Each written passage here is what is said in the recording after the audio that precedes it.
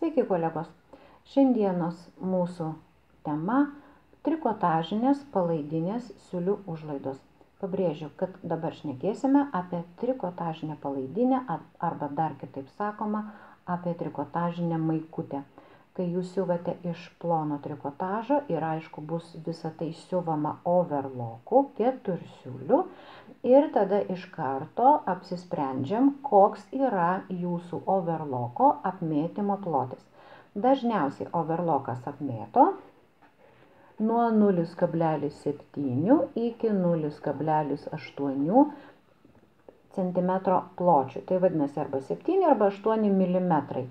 Taigi viskas yra tada žymiai paprasčiau, tokias užlaidas ir atidedinėjam.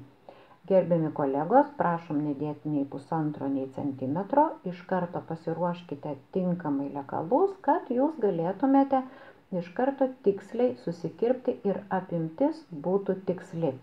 Turim nugaros vieną detalę, jinai yra ant lenkimo linijos, čia iš karto yra lenkimas, priekis yra lenkimas, vadinasi, ten kur lenkimas, ten yra 0, toliau viskas labai paprasta, vuolia, imam po 0,7, tarkim jūsų overlockas taip yra sureguliuotas, visos siūlės yra 0,7 ir pažastis, ir petis, ir priekaklis, o kaip lengva.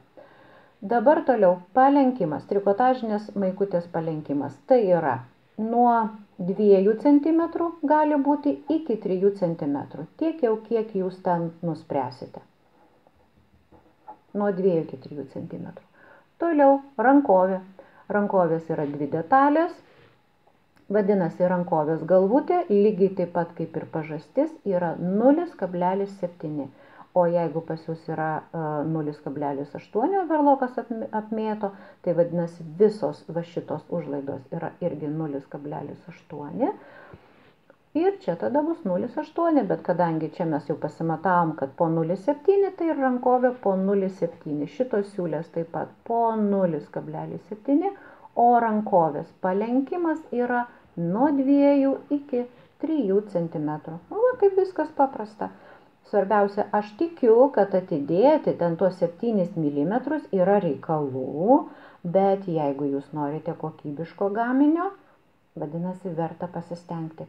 Taigi, kolegos, atidedam teisingas užlaidas ir siuvam gražias trikotažinės maikutes.